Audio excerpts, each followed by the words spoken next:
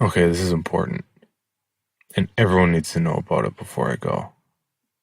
You can get wine delivered directly to your door. Yeah, wine. Directly to your door. Thanks to Wink, that's WINC, for supporting Small Town Horror. Go to trywink.com/STH for a free bottle of wine with your order. That's TRYWINC.com/STH. Every town has its stories, its secrets. What possible harm could come from sharing them? This is Small Town Horror.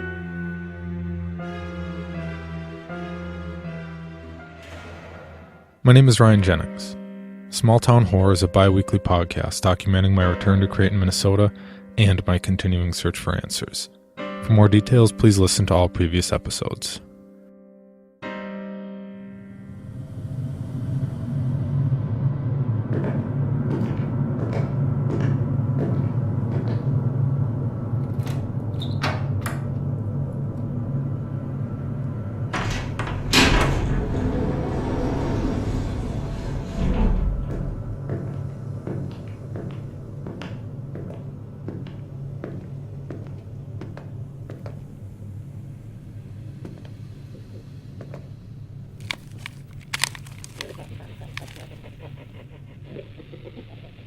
Please, just tell me what you want. If you don't tell me, I can't.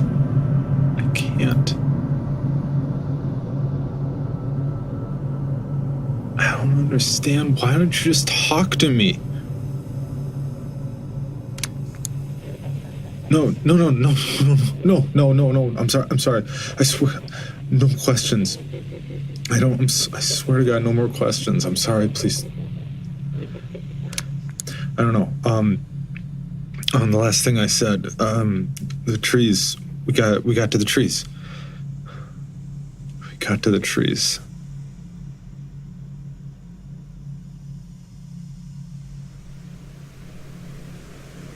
Are you sure about this? No. So, are we going? I'm working on it. What's the holdup? I'm trying to figure out what I think we'll find. And? I have no idea.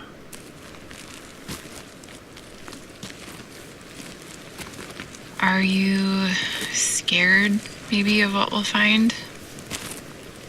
Wouldn't you be?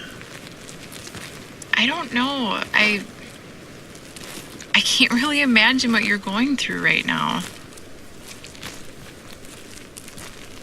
Why are you here? I mean, really, you don't know me.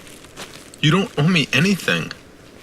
And honestly, it feels like you think I'm pretty dumb. I don't think you're dumb. Maybe part of me isn't any better than those people back in town, and I just want to know what's going on. Maybe a part of me feels sad for you and wants to help. Maybe it's like the Creighton adult version of me pushing you down on the playground. Are you kidding me? Why? You couldn't have told me that before we left a perfectly good motel room. Don't get ahead of yourself. I like you, Ryan. You aren't like the guys around here. You don't act tough. Thanks. I just like that you aren't trying to win any awards, but you're still moving forward, no matter how hard it is. I mean, doing this, going where we're going, is crazy stupid. But you're doing it. You could have stayed at the bottom of a bottle. You won't be the first guy in town to do that. Well, I did bring a flask. Take the compliment, idiot. Just so you know, I gotta air this. I gotta make sure this isn't the reason. I can't get you Metallica tickets or anything.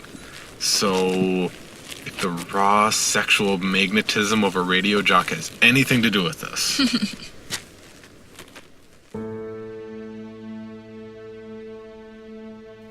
I don't know how long we walked for. An hour, maybe 2. There was this sort of path cut into the trees. It wasn't very wide. It wasn't immediate. Like, we didn't see it right away. It wasn't something that was just there. I guess it was just too much room to fill, take care of. I don't know. But whoever was trying to hide Ashbury, I don't know. Maybe they were just trying to get away as fast as they could because that path was still there. You know, it was maybe just wide enough to take an ATV at best. I didn't question it. I mean, all of it stuck with the idea of what Ashbury was supposed to be. It was the back way in. It didn't take long for the feeling to sink in. We really weren't going to make it back to Creighton before nightfall if we kept going forward for too long. But I kept going forward. Is it such a thing to be so scared that you're not scared? I kept looking over at Sarah as if she would suddenly look at me and say that she thought it was a bad idea, that we should go back. Like I needed permission. But she kept going forward. I was wrong about that. I should have paid attention.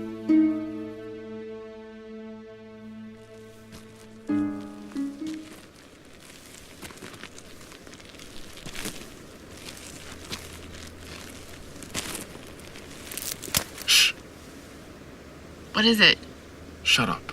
Don't tell me to... Stop talking. I swear I heard something moving.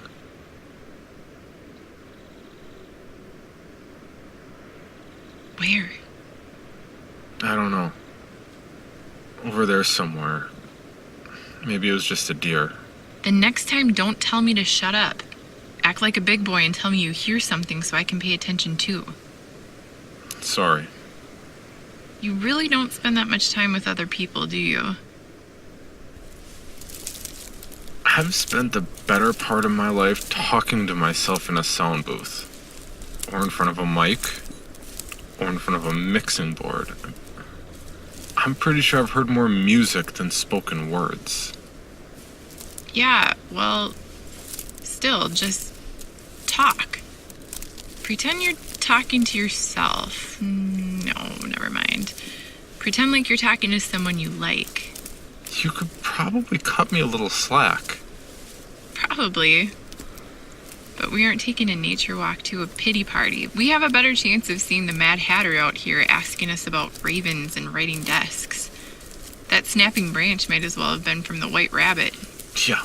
Well, if I see a giant floating grin, all bets are off as far as my flask is concerned. If that happens, you'll have to fight me for it. How about something I could win at? I like that you're starting to lighten up. It's because I'm scared. And some of it's just true. Do you think there are any deer around here? Maybe. Could have been something smaller, though. It's been really dry around here.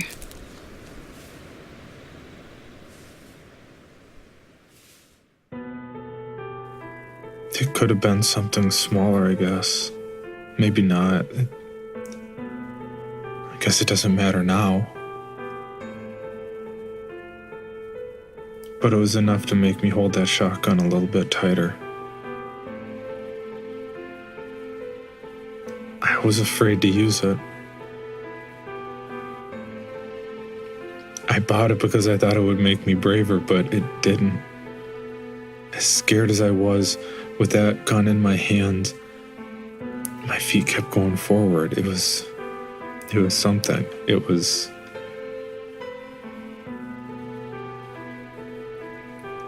made things worse.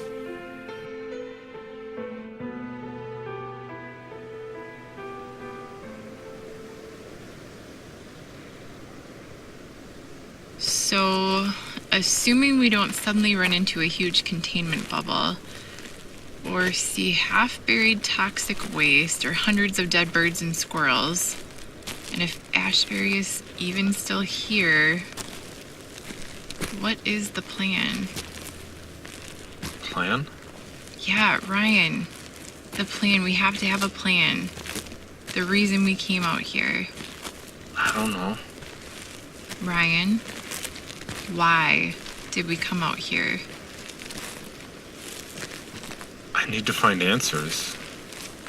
To what? I want to know if this is where I was taken. I mean, there's a room somewhere. It's cold and dark.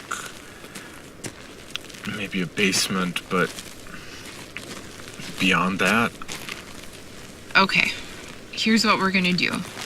Assuming we ever find this place, and no one there is carrying guns, the fact is, we're in the middle of the woods, at least an hour's walk from any road.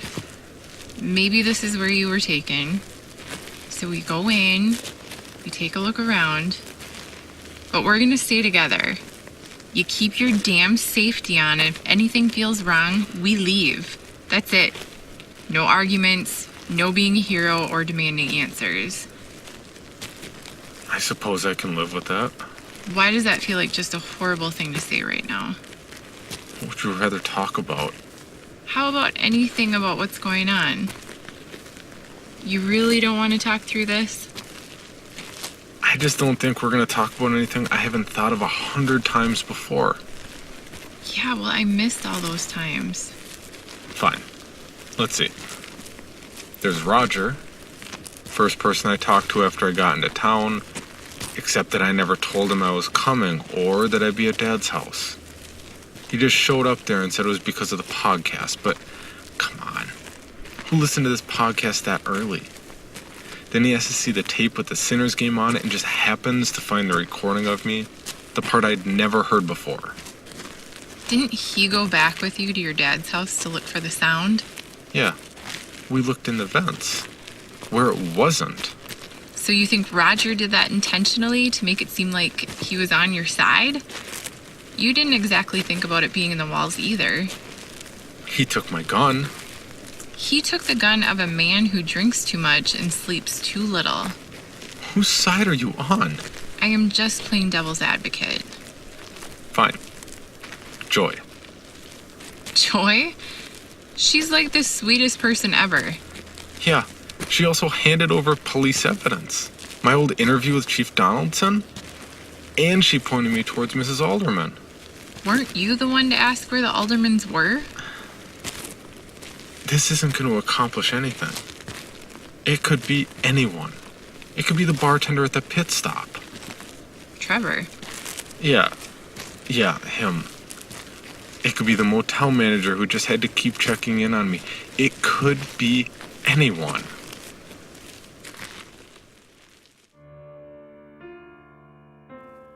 It could have been anyone. But I didn't say anything else. I didn't tell Sarah that it could have been her. Showing up at the motel right when I needed her, right before I left. Why did she care about me at all? It didn't matter anymore. Before I could say anything else, there it was. Just like that. Sarah saw it first, In the distance, I could barely make it out through the bushes and the trees. We just stared at it. It was a town. I don't know how to describe it better than it was a town in the middle of the woods. No road, just there, like it appeared one day. Just plopped down from the sky and stayed forever. At first it looked like I was just staring at a cabin in the woods, and then we moved. And it was like staring at a star in the sky. The longer you stared at it, the more of them appeared. More and more buildings.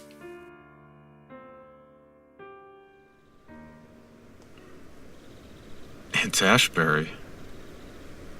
It's real. Like, really real.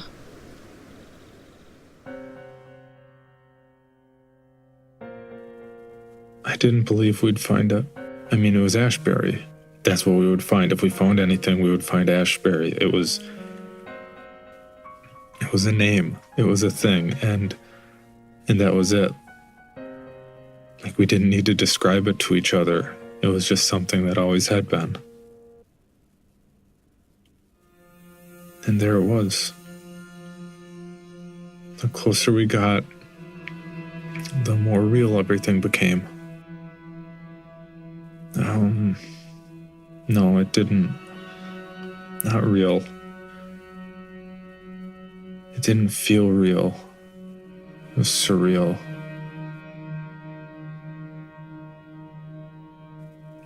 I knew it was wrong when we were still 50 yards away. But I didn't stop. So what difference does it make, huh? Sarah didn't stop either. And she didn't say anything, so we just kept going like we were propelling each other along.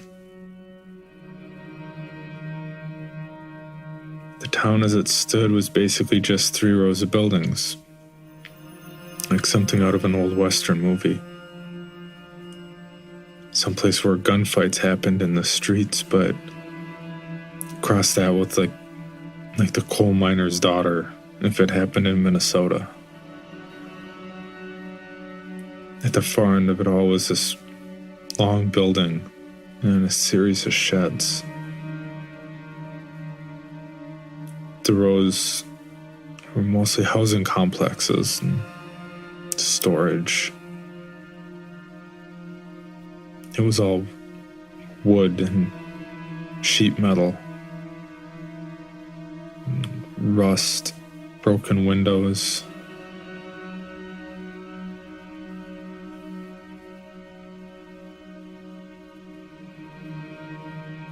Finally, I think it was Sarah who stopped first.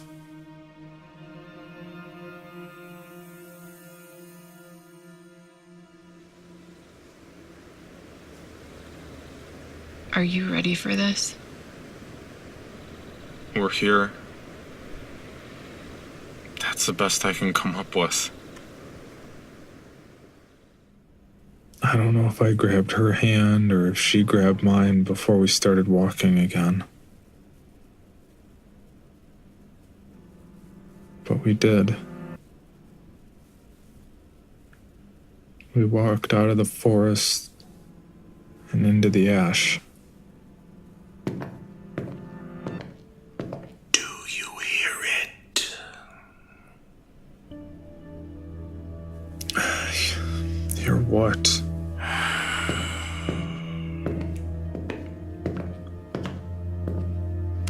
No, I hear it.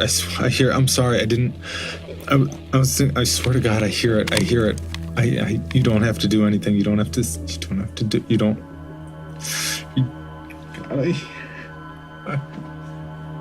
I hear it. Please stop, I hear it. I hear it.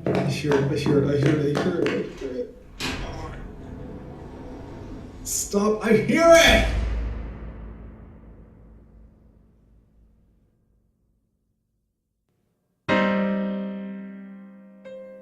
I don't know anything about wine, thanks to trywink.com/STH, I don't have to. Wink's taken the pretense out of wine and just made it easy to go get great wine without the hassle of even going to the liquor store, let alone admitting that you don't know anything about wine in the first place. The experts at Wink will walk you through it all, according to your specific tastes. Hey, I eat coffee pot ramen, and they even help me pair it with a Riesling. And it's seriously amazing. And the bottles start at just $13 each. I can even send it as gifts for friends. And I don't get out much, so the delivery part helps. If you're over 21, go to trywink.com/STH. trywinc.com/STH. Take their 20-second flavor profile quiz and you receive $20 credit and free shipping on 4 bottles of wine for your first order. Real experts delivering wine to your door. Check them out at trywink.com/STH. trywinc.com/STH. What more does a guy living in a motel need? Okay, some answers about those sounds in the walls might help too. My search for answers is possible thanks to the listeners. To learn more about how you can donate to this podcast, please visit patreon.com/smalltownhorror.